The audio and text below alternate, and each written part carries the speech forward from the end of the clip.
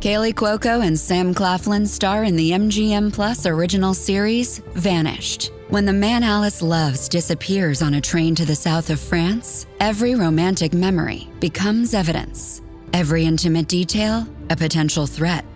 She thought she knew everything about him, but she may not even know his real name.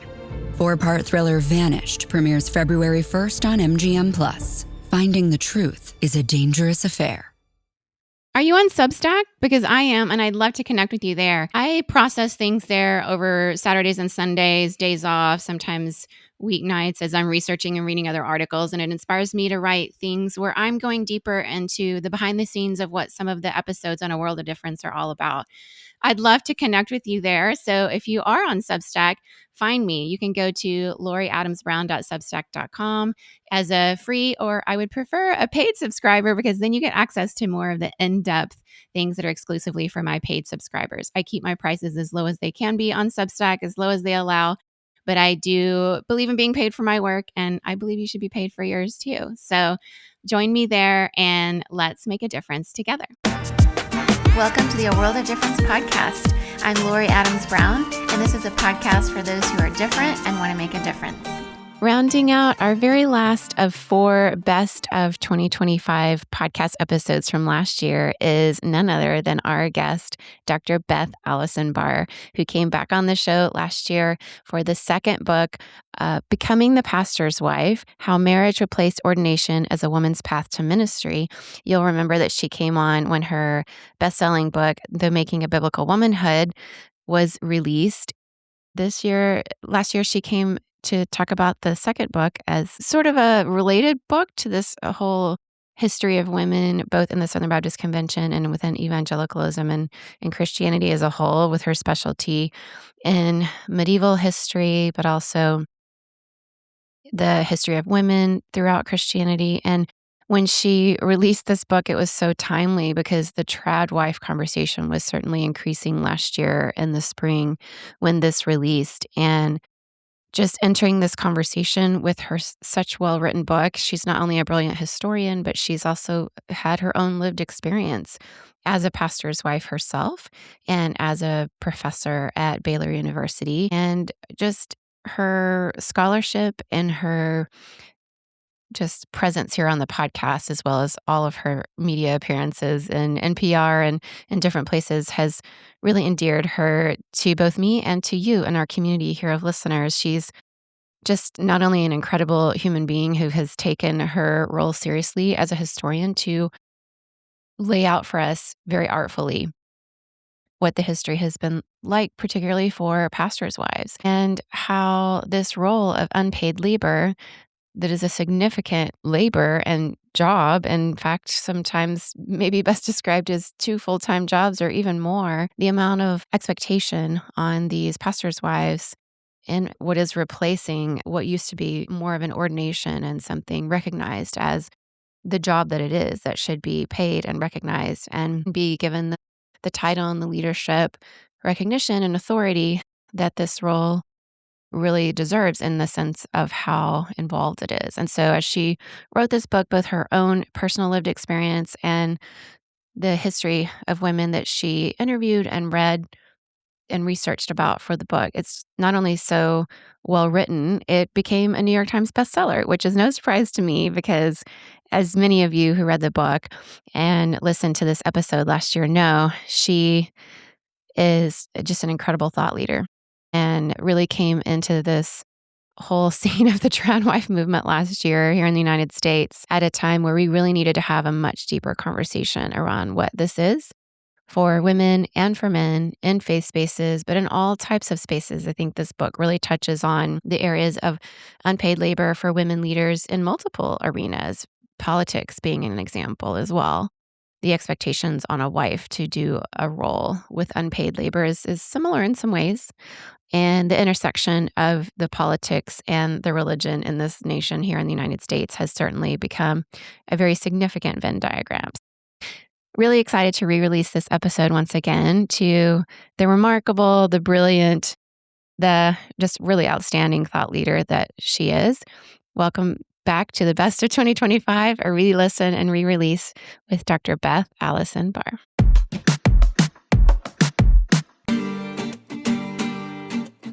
Hi, Dr. Barr. Welcome once again to A World of Difference. It's so good to be here again.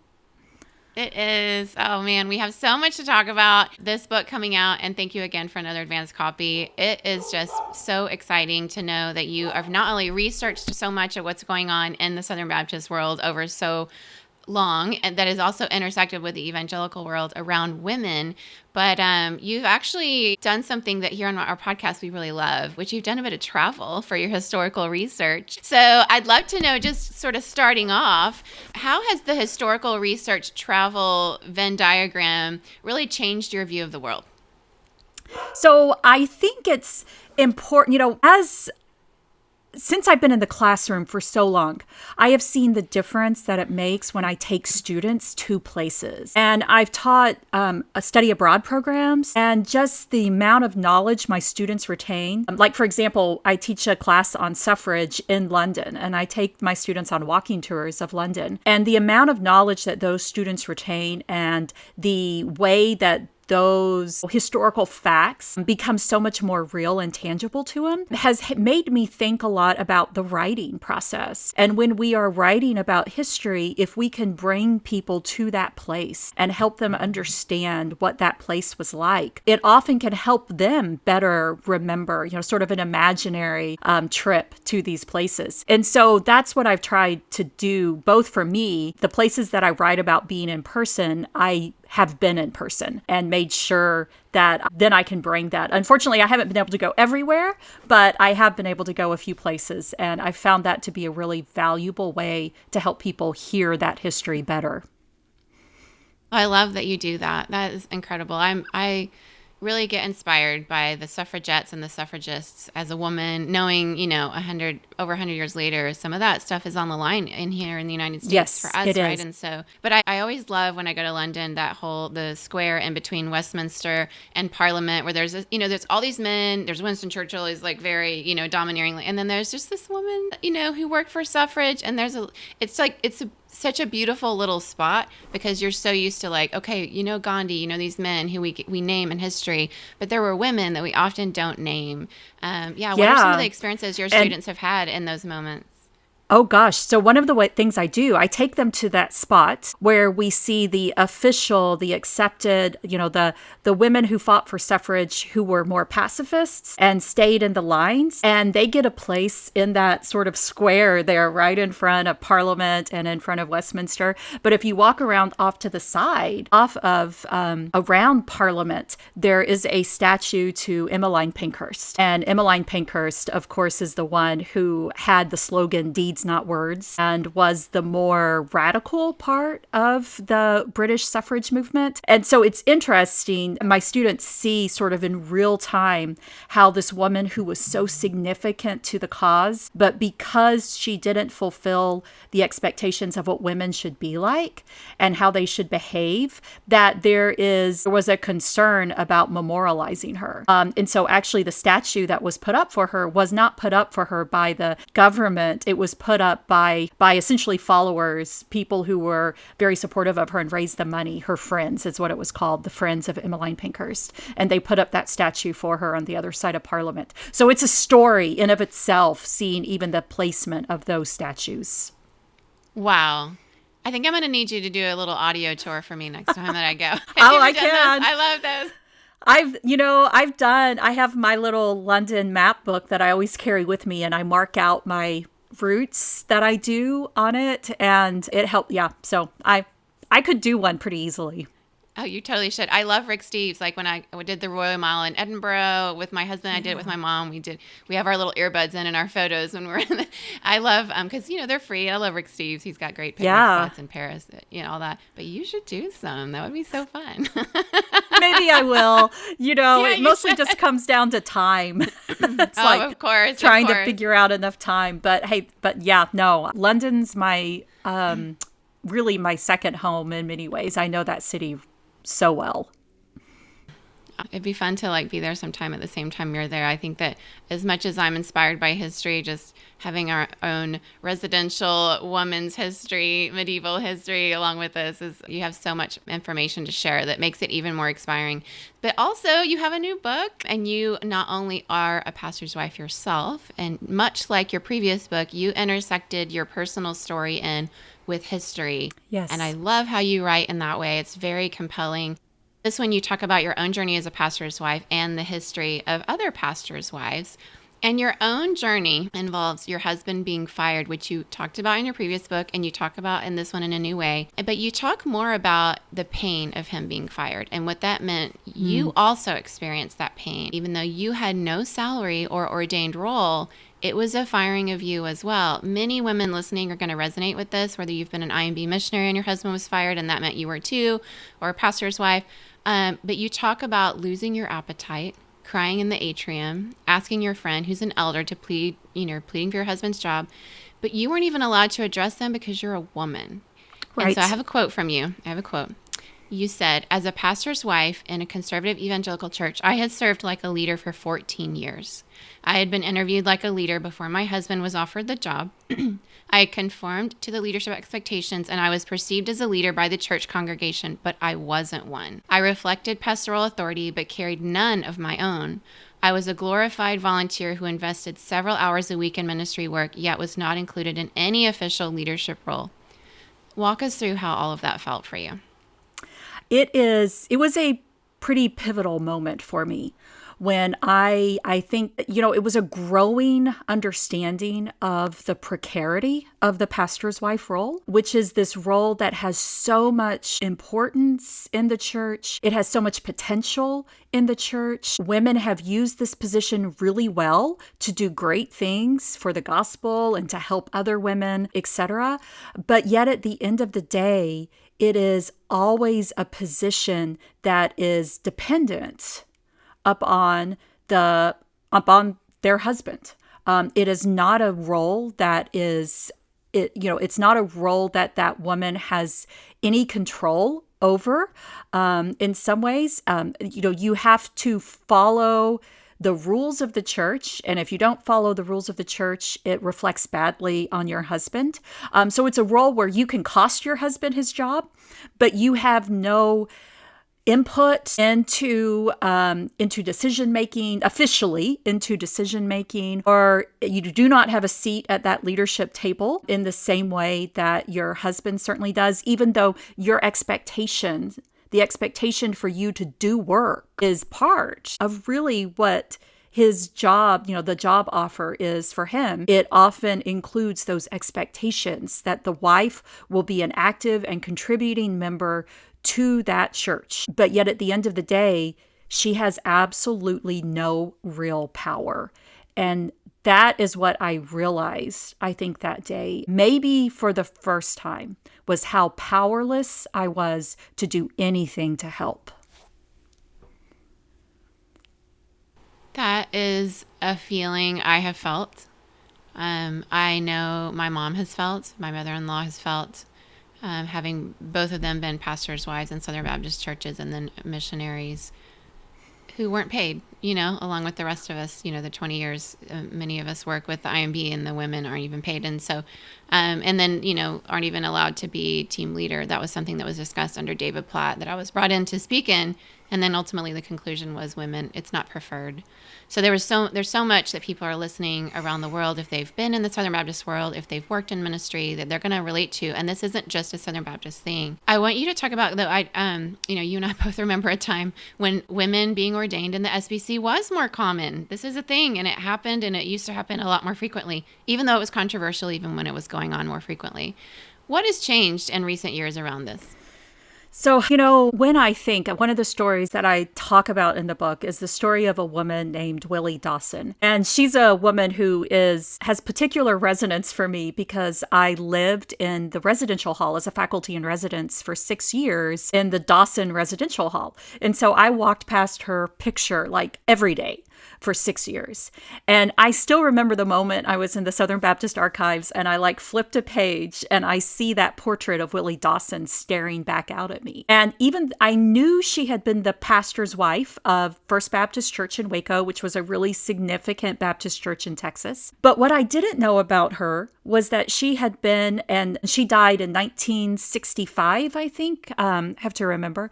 But in the 1930s, she, in the late 1920s and 30s and through the 40s, she was a very significant member of not just the Southern Baptist Convention. In fact, she was actually nominated to be the vice president of the Southern Baptist Convention, which I know was just crazy to me. And she also preached internationally at Baptist events globally around the world. She also preached in Texas, used her podium for the WMU. She was a major force within the WMU. In fact, she was one of the people that helped keep the Southern Baptist Convention alive during the Depression. Because the only reason the Southern Baptist Convention survived the Depression was because the WMU raised enough money to keep the SBC alive. And that's literally it. And Willie Dawson was one of these women who did that. And so it was just so striking to me to see this woman who I had this connection with in my hall, who had been not only a preaching woman in the SBC, but also had been applauded by all of these male leaders, had been given this platform, allowed to have this platform by all of these male leaders, and nobody questioned it. This is what you could do. And her voice was celebrated. And so the question that you ask is, what in the world happened? If you think about, she died in 1965. The reason I ran across her name is because I was researching the pastor's wife group, the convention, which is part of the Southern Baptist, or it's an auxiliary part of the Southern Baptist Convention. And they named an award for Willie Dawson. It's the J.M. Dawson Service Award. Now it's just called the Dawson Award. I think they changed the name of it a few times, but it's always the Dawson Award.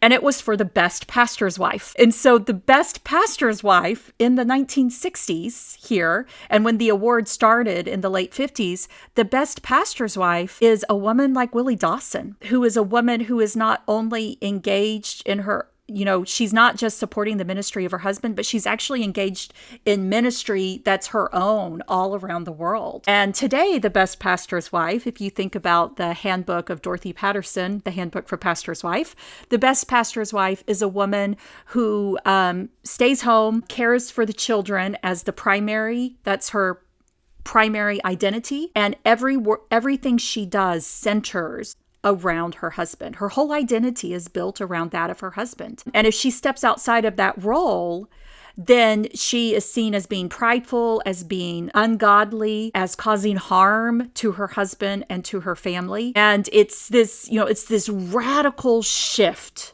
that happens between the 1960s and the early 2000s. And this is one of the points I want people to know, is that this was like a light switch. It was like women could do everything. And then all of a sudden in the 1980s, that light switch gets flipped.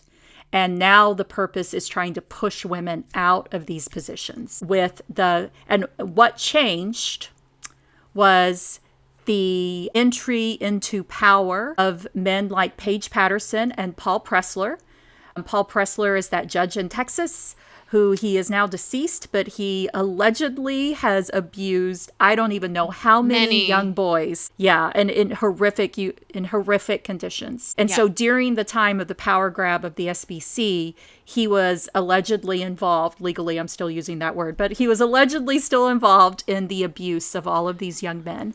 And Paige Patterson was working alongside of him, and Paige Patterson was also accused of covering up these types of abuses. And this is what led to him losing his job in 2018. Yes. And so I signed that petition very, very quickly. Yep. I was like, nope, no, we need to get rid of that. Yeah, he covered up multiple sexual assaults, not just, from his buddy Paul Pressler. Incidentally, the Dr. PPs. They're both PP as their initials. And I just think, we're going to leave that there. Yeah, not good people who led the quote unquote conservative resurgence or fundamentalist takeover, which also affected women until now in this generation. The ripple effects of something that can happen so quickly, the shifting of minds, the indoctrination, the changing of seminary classes, the whole generation of people that ended up going into ministry post all of that, when all of these changes, when women were fired from seminaries and, books were coming out and all of it, it was quick and it was pervasive and it was robust and it erased some of the memory. So the memory of this Dawson woman is largely gone, and yet she was so significant. So it's a lot to process, and as a historian, your research is so key for us to understand and to remember what has been intentionally lost and made invisible. You talk about, though, and you mentioned this version of it earlier, this whole 2 for the price of 1, where pastors' wives are often expected to serve the church without any recognition or compensation. I'm wondering, how do these expectations that the wife, print the bulletin, you mentioned that, and then, in the case of my own mother, when I was little, she had to be the janitor and play the piano, which she was actually very good at, but all for free, unpaid labor, that it causes harm to women. How is this causing harm, and what is so wrong about all of that? So, I think, and this is one of the things too, when you talk to women who are in this pastor's wife role, and so many of them have this stress, this pressure that they carry with them, that the expectations are for them to provide this type of unpaid labor. And when they resist it, or they don't have time for it, or that's not what they want to do, that's not their gifting or their calling, they feel guilt that they're actually sinning by resisting what God has called them to do. And this is crazy to me, because we argue that the idea of the pastor's wife in some ways is the ideal biblical woman. Yet there is absolutely zero example of this type of 2-for-1 principle and pastor's wife role in the Bible. It's not there. It is simply not there. We can try to make it there. We can pretend things that are there. Like Dorothy Patterson tries to make Priscilla be this 2-for-1 model. And it is simply an absolutely outrageous claim that has no biblical nor historical support. But what this does to women is, first of all, it denies what God has called them actually to do. Whereas some women fit in this mold, they want to support their husbands. They don't actually want to be in ministry. This is fine with them. And that's perfectly fine. Some women, that's perfectly fine. That's what they want to do. But not all women want to do that. Some women have their own vocational callings that may be completely separate from their husbands. Some women have their own ministry callings that may be completely separate from their husbands, or they want to serve in ministry alongside their husbands, but not in this type of subordinate, you have to be the janitor and teach children and play the piano role. They may be called to pastoral roles, just like their husbands. And so what we have created is a system that makes men, if they are called to ministry, they are automatically called to some type of leadership role, which may not actually be their gifting either, which I think is a lot of our problem in the church. And women are always called to what one of the pastor's wife books that I read says is a fellowship role. And that is a word that I think it was Betty Cobble used in her 1982 book. She's a Southern Baptist woman who wrote that in the early 80s. This fellowship role. And regardless of how they are made, regardless of what their gifts are, regardless of anything else, what this model teaches is that women are called by God to put away everything else about them and follow their husbands. And that means giving up the way God made you to fit into this very narrow mold of providing support staff labor for free for the church. Yeah. And I think it's significant because you're being asked to give up what God gave you, your God-given gifts, which if anybody's unclear on this, let me be clear. There is no biblical basis. You will not find it anywhere in Scripture that gifts are given based on gender. God does not gift in that way.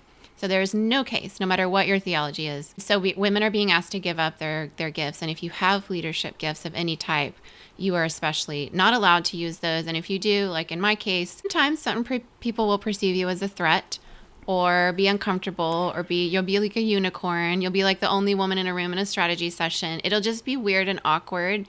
And even then, the pipeline of leadership just doesn't exist for you, and you're not being paid anyway. So, but I want to talk about something that has been we're just going to use the word annoying for me since I was in college. And that is, so my friend Susanna Raffield, if you're listening, and I were in a sociology of religion class back at Samford University, a Southern Baptist university that, much like Baylor, was considered kind of liberal to some people. I had a professor, my absolute hands down favorite professor I ever had, Dr. Penny Marler.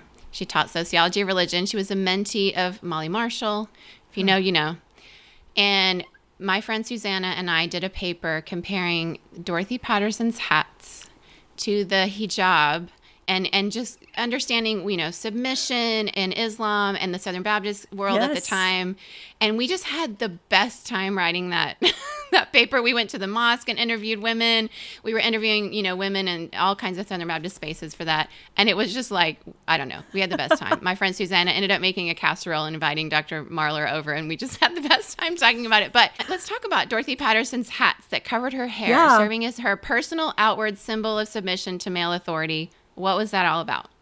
Yeah. So, since I got into this project, I had heard a couple of conflicting things about why she actually wore these hats. One person told me that later on, she said it was simply because she didn't have to fix her hair all the time, which, I guess could be a practical sort of thing. You just put a hat on and you never have a bad hair day. That's plausible, I suppose. But I think, the general understanding of these hats, and Patterson, and she actually did say this on Times, is that it symbolized her always being under the authority of her husband. And so what this actually worked, this was a clever ploy, I think. And Dorothy Patterson, from everyone that I talked to about her and everything that I've seen and read about her, she's really smart. It's amazing to think about how her gifts might have been used if she had chosen differently. But she, by wearing this hat wherever she went, she was able to do things like enter into pulpits, into classrooms where men were present, and she was able to effectively preach and teach while still maintaining this aura, this idea that she was submitting to male authority because she was covering her head. So it was a really clever ploy for her to be able to teach female submission to men as well as to women while still maintaining this fiction that she was being submissive herself. So it became what she's known for. If you look her up, this is what you will see, is her with these pictures of her hats. And there's lots of stories about how much her hats cost, which is another whole thing, but I may leave that one to somebody else. Yes, I don't blame you. There's nothing the patriarchy loves more than for a woman like a Phyllis Schlafly or Dorothy Patterson out there telling the women to stay home, not rock the boat, and leave the big, powerful decisions to the men. Yes. When the men and the patriarchy can outsource that to a powerful woman, using her power and somehow gaslighting everybody by acting like we're all staying home when they're not actually staying home. Right. And telling other women to do so. This is just gold for the patriarchy. This really forwards the patriarchal movement like nothing else. And we see it in many spaces. We also see when women, and there's no shortage of things that have been written about this. I think even Kate Bowler kind of mentions this in her book, right? That women who overtly say that they are submitting to male authority, they get power and they get speaking opportunities and they get book deals and they get whole ministries in a space that they would otherwise not get any. And it is a trick. It's like a loophole, and it's damaging. It's very damaging to themselves, to their own dignity, while they're standing beside their husband in a way that really It's a bit of like a fawn response to tyranny. It's a bit of like when we see people, even now, people have different, understanding and political views around the Trump administration, but we saw people even before he came into power promising to submit to him, flying to Mar-a-Lago. And it's a similar thing to just say, oh, I'll submit to you if you'll let me have power. What are your thoughts around that? Oh gosh, no, you're exactly right. And this is one of the things too that I think with women, and a lot, on the one hand, if you play by the rules, this is something that we've always, I remember hearing that phrase for the first time in a women's history class at Chapel Hill. And it was talking about that women who support patriarchy, and we often called it the patriarchal bargain. People don't like to talk about that, but women, bargaining with patriarchy, that if you do this, if you support patriarchy, if you support this idea of male leadership within the church, then you are able to get a platform to preach and to teach. And say, for example, your calling really is to support women and to help women. This is a patriarchal bargain that may seem worth it for you to pay, because you're like, well, I don't really want to teach men anyway, and I get to do what I want to do. I get to go around and teach all of these women, and so I'm doing good. I'm doing good, right? And yes, you are doing good, but the reason you're able to do this is because you are supporting this idea that suppresses other women's giftings and callings. And so you are essentially benefiting by exploiting, oppressing other people. And I mean, that's the reality of it. And then you're also, by maintaining this narrative, and I mean, this was hard. I can say this because I was part of this system and I did this too. And I admit this in the Making of Biblical Womanhood, and I admit it again in a different way based upon some research on the pastor's wife role in this book. By being that model of a biblical woman who submits submits always to male authority, and by arguing that this is the godly role, you are also teaching other women to do that too. And which again means them perhaps putting aside their gifting, which means perhaps them maintaining a dangerous place within their own marriage if they're in a marriage that is potentially harmful to them and or to their children. And you are also inspiring other really good-meaning women who then will preach this to other, this sort of the networks. Why does patriarchy work? Because women support it. That's why it works. And part of playing by the rules and getting a platform through supporting this male hierarchy is helping to perpetuate a system that hurts people. Absolutely. We see it in so many spaces, not just the Southern Baptist and the evangelical space, but in the political space. We see it in business. Anywhere patriarchy exists, we see the outsourcing of the upholding of it to women who do that for free. And it takes intentionality. It takes a lot of soul searching and the willingness to look inside and a lot of curiosity, but it is a robust system that women support. How do you think, or I would say, what is the burden of being the ideal pastor's wife really do to women in the end?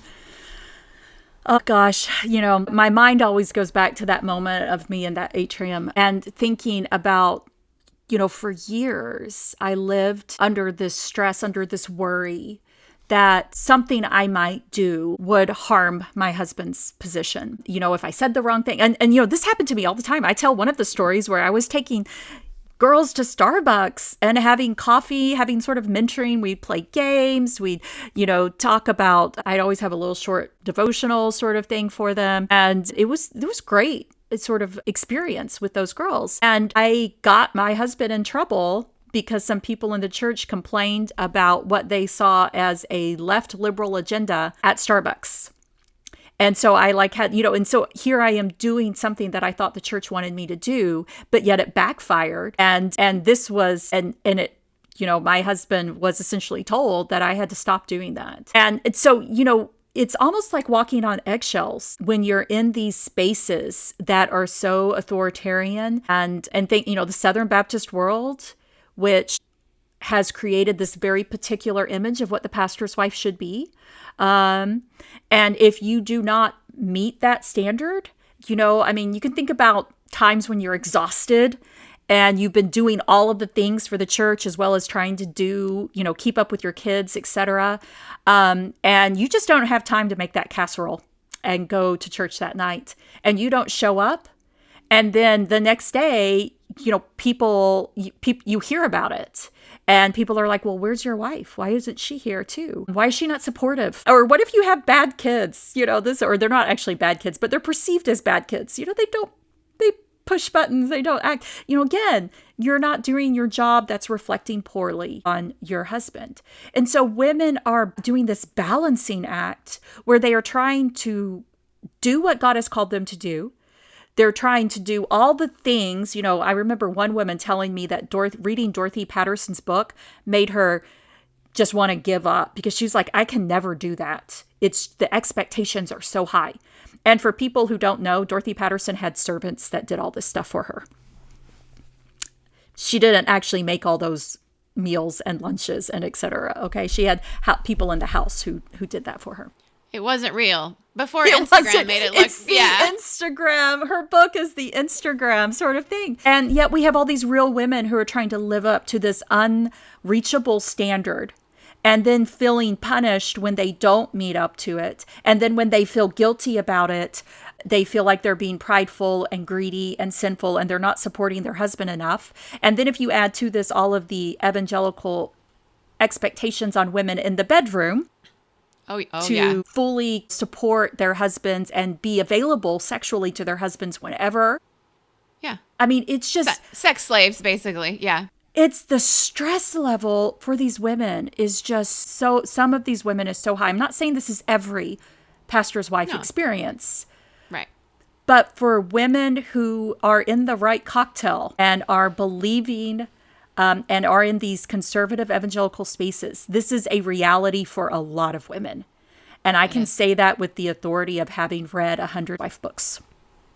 Well, I think you're the only one that can say that. So if anybody wants to debate that, bring it on, I mean, That's you read your exactly 150 books too. Oh my goodness. It's such a burden. It's so heartbreaking. These are people we know personally. These are people we've been in a certain level. And it's just enough is enough, right? Not only are men in the church missing out on the gifts of women, like you said, who could Dorothy Patterson have been if she wasn't there trying to push her husband to the top of the conservative resurgence movement and wearing her hats and teaching classes on how to make your dishes look pretty? What could she have been? What could all of these women be? And it doesn't mean that everybody has that leadership gift in that particular way, but I think leadership is if you have influence, and women have so much influence on each other, clearly, because this system is so easy to implement where we uphold the patriarchy in all its forms within Christianity and elsewhere. So, but you talk about together as a way forward, together for the gospel. What would it take for churches to really embrace a more inclusive vision of women's leadership? And how can pastors, elders, pastors' wives, and I guess any congregant really work to bring change that honors instead of diminishes women? Yes. So, I mean, I try to tap into our imagination of what could be. And I try to convey through this book that it's not an attack on the pastor's wife role. I'm a pastor's wife. I know how valuable this role can be. But yet at the same time, this role has been used to do harm by making it seem like it's the biblical model for what all women should aspire to, which is in this fellowship role. And what that has done is that has helped to delegitimize women's independent ministry as pastors, as teachers, as whatever, missionaries, whatever, in these roles in ministry roles that are separate from their marital identity. It has delegitimized those roles. And so, sort of an epitomization of this is that picture of Jan Aldridge Clanton, who's a Southern Baptist ordained woman in the 90s, debating with Dorothy Patterson at the Baptist History and Heritage Society, I think 1986. And Dorothy's wearing her hat, and Dorothy is arguing against women's ordination as a pastor's wife. And Jan Aldridge Clanton is arguing for women's ordination as a woman in ministry. And it's just like this is what we've done, is we have pitted women against each other. And it just seems, what if instead of arguing my role's better than yours, or my role's more godly than yours, what if we were like, wow, God called you too. And what if we actually work together instead of, being threatened, pastors' wives being threatened by ordained women? What if instead we were like, wow, look at all these things these women are doing in their position, and I'm doing this in my position, and this is all working together for the gospel. I mean, I just seems to me that women have bought into this patriarchal system, which has us fighting each other on these, we talked with Meredith Stone for this book launch, and she is the director of Baptist Women in Ministry. And she talked about sort of these, vertical, that when people who are under that power structure, that all they have to vie for is this vertical playing field. And this is what has happened to women, is we are fighting for the crumbs. Fighting for the crumbs. That's your next book. Yeah, fighting for the crumbs when God has called us actually he's given us all of these different gifts to work together as a body. And what if we just let people do what God called them to do? For real. And, divide and conquer is the oldest trick in the book. We see it happening now politically. And it's if we aren't together, that's how the other side wins, the dark forces. Yeah. The greatest strategy out there is to have one scapegoat.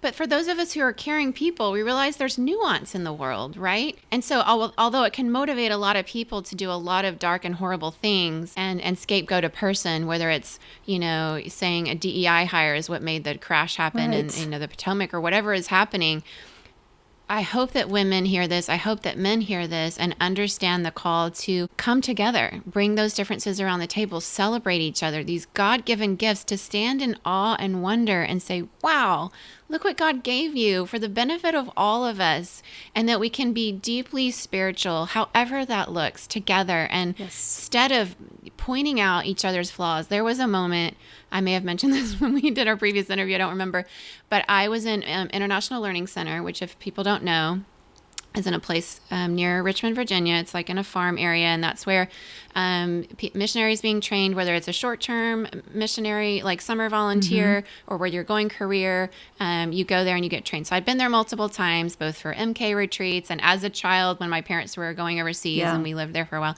And then also in my own journey multiple times. And on one of our furlough times where we were on a stateside assignment, we were there. It was the last time I was there, I think. And they had a little women's event for us, and they gave us a Bible, a Dorothy Patterson version of the Bible, where she was signing. Yeah, she was signing these copies, which I'm like, the audacity, the hubris to autograph the Bible. But anyway, that's also another podcast. But I've never once thrown the Bible across the room. But I'm just going to tell you, they gave me that. I went straight back to my room. I threw that thing across the room into the trash can. And my kids were like, Mom, why are you throwing the Bible? And I was like, well, this is a woman named Dorothy Patterson, and you need to know. But this is wrong. Yeah. What she's saying about women is wrong. And I went to the I went to the key passages, the ones they've used to abuse us over the years. And her interpretations of that were completely unfounded. And she had her little section of it. And that's when I threw it across the room. I was like, this is so ungodly. This is not the God that I worship. How dare they give us this book? I was horrified. So these things we're talking about, they affect people. They affect women in a visceral way, because when you know that God has gifted you and you see a whole system squashing God's gifts, quenching the Holy Spirit on a systemic level in a very robust way, it's righteous anger. And so I hope that people read your book and come out of this with some calls to action. I'm going to have you stick around a little bit longer for our difference makers and ask you another question there, largely around, was there anything surprising in your research, as well as what you kind of want people to understand from your writing. Yeah. But thanks for being with us today. And how can people find you and follow your writing? Oh, sure. Thanks for having me. So they can always find me at Beth Allison Barr. I'm on Blue Sky. I'm not sure how long I'll be on Threads. I am on Instagram for a while, and then also my website, Beth Allison Barr. I do have Becoming the Pastor's Wife will be out on March 18th. So exciting. Pre-order it, everybody. You're going to want to read this one. It's going to be good. And thanks for being with us. Thank you. Okay, difference makers, I know you, and I know when you hear something you really enjoyed and you learned from it, you want to share it. I am like that too, which is why I love to promote guests on this podcast for you to get to hear them yourself. Sometimes they write books, sometimes they write on Substack. Sometimes they podcast. Sometimes their voice is just every day in the workplace where they live and impact their communities in a variety of ways with all the hats that they wear. So if you enjoyed this episode, and I hope that you did, please share it with a friend, a parent, a neighbor, somebody you went to boarding school with back in the day, somebody at work, your boss, people on your team, because this is a message they needed to hear. And it have impacted you. Please give us a 5-star rating and give us a review. It really helps our reach for more people like you to find us, the difference makers, the listeners, the leaders, the people in your communities that are making the world a better place. I appreciate you so much.